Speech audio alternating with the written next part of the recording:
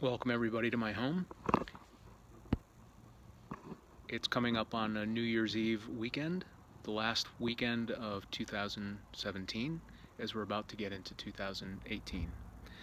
So first of all, to begin this video, I just wanted to take a moment and thank all of you that view my channel. Thank you very much for your viewership and your comments, the exchange of ideas that we've had over the course of time. I do appreciate that. 2017 has been quite an amazing year. I wasn't planning on doing a video today, but today's video literally just dropped out of the clear blue sky. I got a phone call from somebody that was very, very close to me, and they left me a voice message, and they said, when we talk next, I want to make sure that we talk about the questions from readers. So when I got that message, I called them right back. I said, what's up? And they said, a question that I had written into Watchtower headquarters at Patterson is the new questions from readers. So we talked about that a little bit. The April 2018 questions from readers. This person that I was talking to had a question, the fact that there were, in the latest revision of the New World Translation, the 2013 revision, there's a very slight change in punctuation. Now those of you that at one time were witnesses, or perhaps if you're a witness now, you'll know that punctuation can make all the difference in the world. So for an example, the passage in the Greek scriptures or the New Testament where Jesus was speaking to the evildoer that was on the stake alongside of him, and he said, most truly I tell you today, comma, you will be with me in paradise. You can also say, most truly I tell you, comma, today you will be with me in paradise. The words are the same, but based on the punctuation, the meaning can be completely different.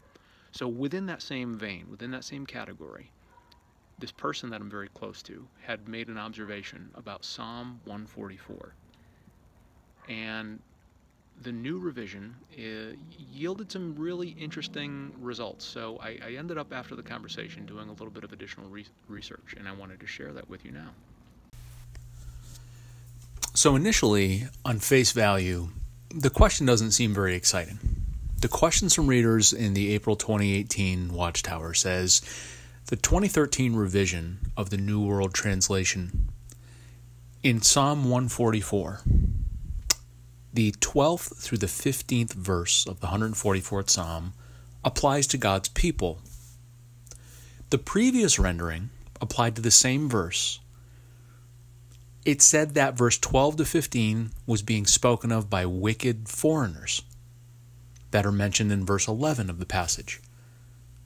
So the question was, why was the wording adjusted? So it might seem on the surface kind of a strange and arcane question. So what it comes down to is in 144th Psalm, starting in verse 12, this is a clipping from the 1984 revision, where you'll notice in verse 12, in quotation marks, it's the nations who are saying, our sons are like little plants grown up in their youth, our daughters like corners carved in palace style, our garners are full, our flocks multiply by the thousands, etc., etc. So the thinking used to be that this is the stuff that people of the nations would rely on their own provisions and the things that make up their life.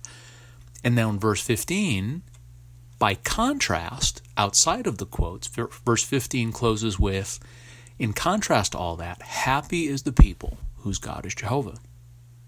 So that's the way for 50, 60 years, this is the way that that verse was rendered. But now when you look at the 2013 edition of that same passage, starting in verse 12, that says, then our sons will be like young plants that grow up quickly, etc., etc., what you'll notice is missing is that this is no longer quoting people that are of the nations. So the context is different. So this is no longer something that people of the nations are relying on their own provisions and they're relying on their own resources. This is Jehovah's people, apparently in the Bible, saying that they are going to be blessed with all of these things, all of these resources, because they are worshipers of Jehovah. So it's completely the opposite rendering of what it used to be. But what really got my attention was the last paragraph of the questions from readers. So it gets into all the grammatical structure and the Hebrew word and semantics, essentially. But the last paragraph in the questions from readers says, in conclusion, the adjusted wording in Psalm 144 does not change our understanding of Bible teachings. But what I highlighted here on the screen is, it does, however, make the whole psalm reflect more clearly the long-cherished hope of Jehovah's servants, the divine execution of the wicked, followed by the establishment of lasting peace and prosperity for the righteous. Well, hold on a second. Let's slow down and read that again. So they just get through saying that they've rendered Psalm 144 differently.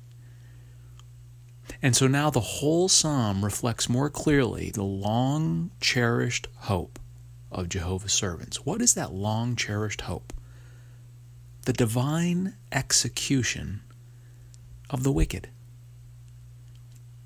So in order to get to the establishment of lasting peace and prosperity, in order to get to the place where God has blessed you with resources, the Watchtower organization is saying, jw.org is saying, that the long-cherished hope for servants of Jehovah is divine execution of the wicked.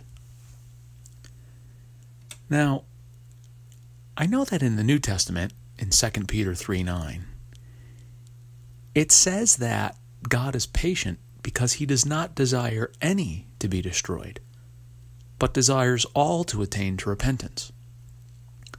That sounds great, doesn't it? That sounds like a very Christian concept, that the Father is patient because he does not desire anyone to be destroyed.